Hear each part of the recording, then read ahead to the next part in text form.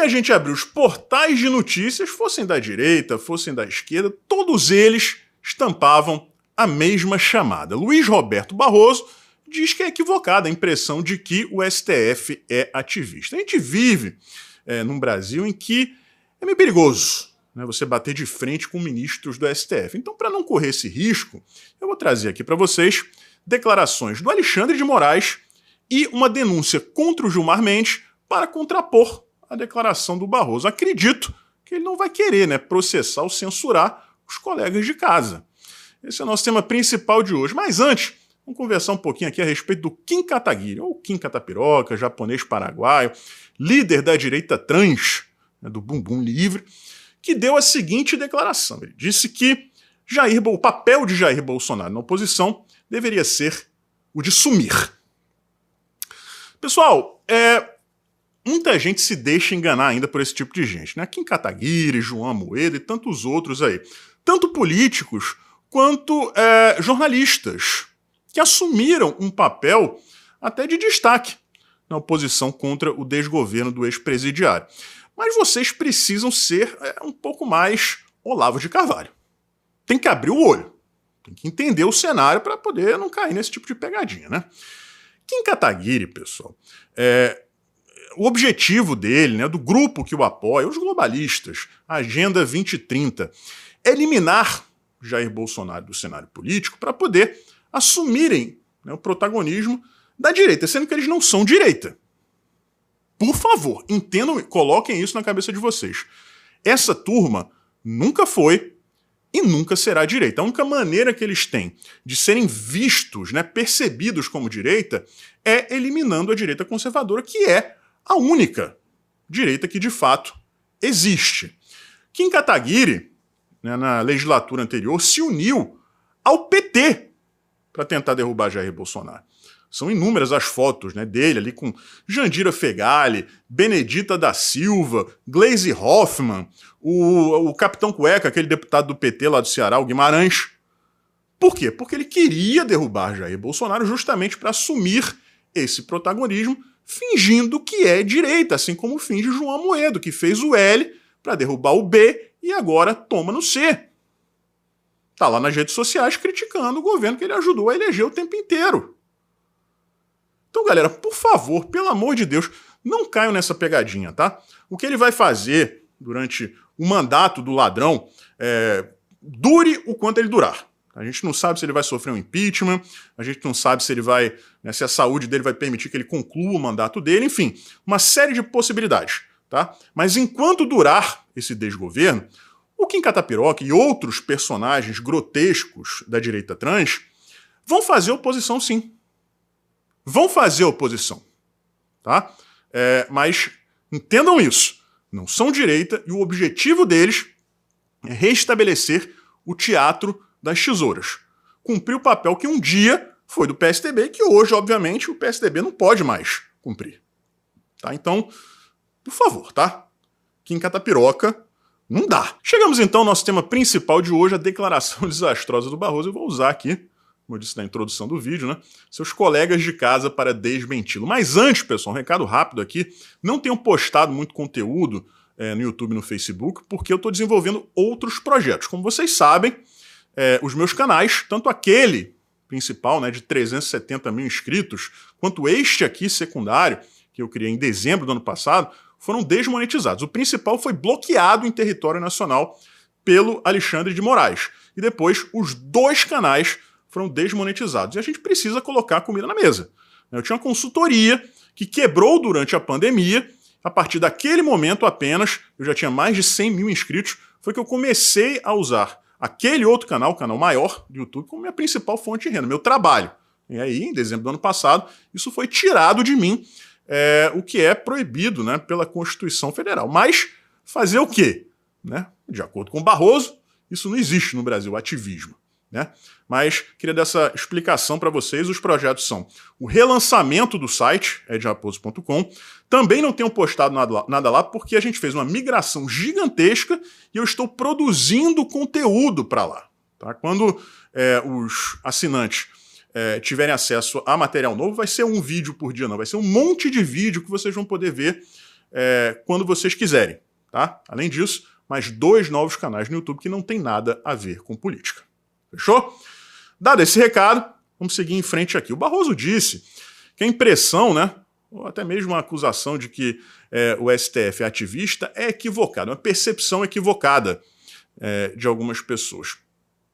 Não é isso que a gente observa, né? O fato do Barroso, por exemplo, ter atravessado a Praça dos Três Poderes para pressionar líderes de partidos contra a implementação do voto impresso já comprova, né, factualmente, que essa declaração dele, não sei, gente, de repente ele vive numa bolha casuística, né, em que ele não enxerga o mundo real, né, ele vive em um universo paralelo.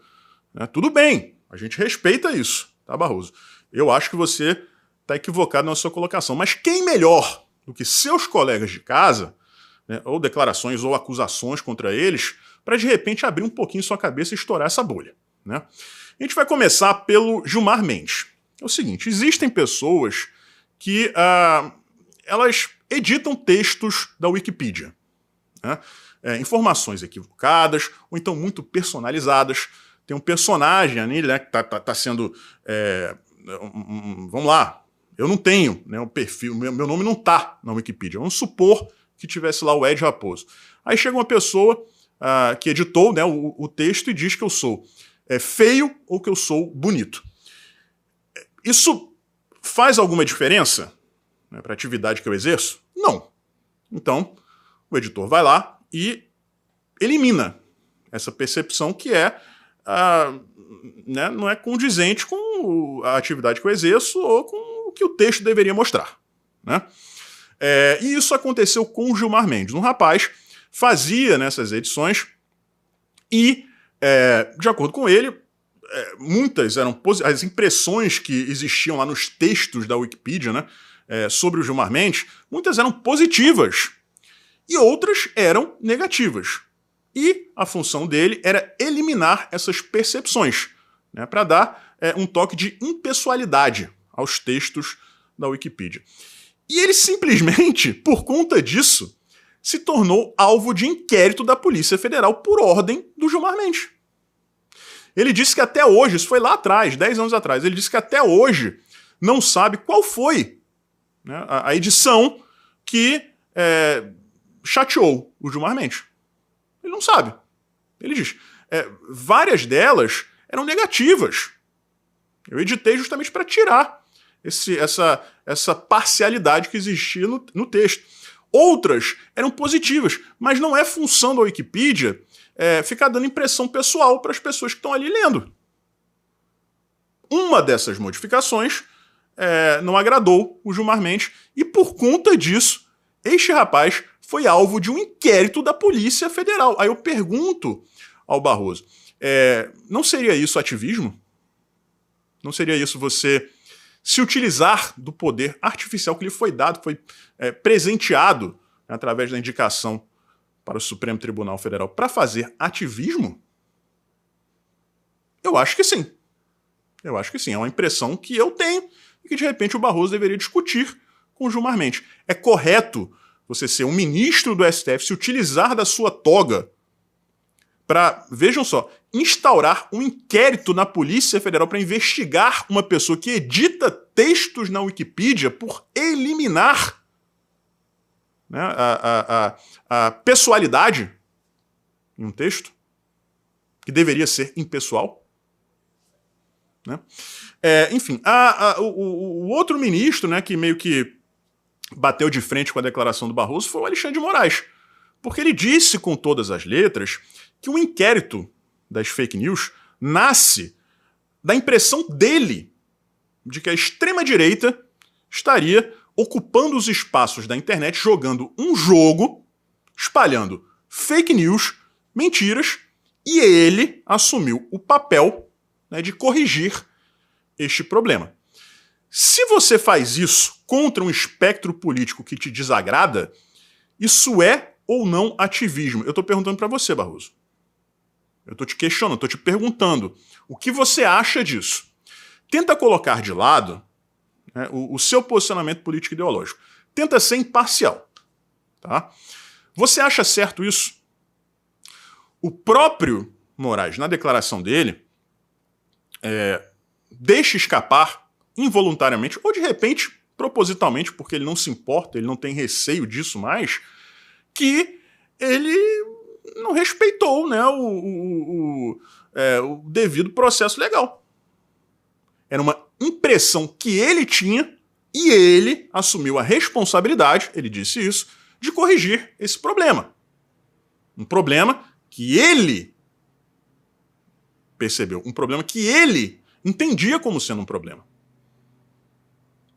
Pergunta ao Barroso: quando alguém da extrema esquerda faz a mesma coisa, existe esta reação por parte do Alexandre de Moraes? Repetindo aqui, Barroso, eu estou te perguntando, existe essa mesma ação por parte do Alexandre de Moraes, seu colega de casa? Eu não me recordo. Se você puder me mostrar um exemplo, aí eu vou concordar contigo. Mas a gente tem ali um ministro do STF que diz abertamente agir de acordo com o que ele quer, né? Fazer o que ele quer para corrigir um problema que para ele é um problema. Né? E que tipo de correção é essa? É uma correção de percepção. Não é um problema como é, por exemplo, a fome. Não é um problema como o racismo. Isso aí é indiscutível. Racismo é racismo, fome é fome. Não são coisas subjetivas. Agora, mesma coisa do Gilmar Mendes. Se você tira partido, né, de uma posição que você ocupa, né, que te foi dada, né, através deste poder artificial que foi a você concedido, corrigir problemas que são subjetivos, isso aí, na minha percepção, é ativismo. Aí eu encerro aqui questionando o nosso nobre ministro, com todo respeito, Luiz Roberto Barroso. O senhor acha que isso que eu acabei de expor aqui é ativismo? Porque eu tenho certeza absoluta de uma coisa, senhor Barroso. Se fosse um ministro do STF fazendo exatamente a mesma coisa, dando exatamente a mesmíssima declaração, mas tendo como alvo o espectro político que o senhor defende, eu acho que a sua opinião seria diferente. Aí eu peço que o senhor se olhe no espelho, né, e faça uma autocrítica. Um forte abraço e a gente se vê por aí.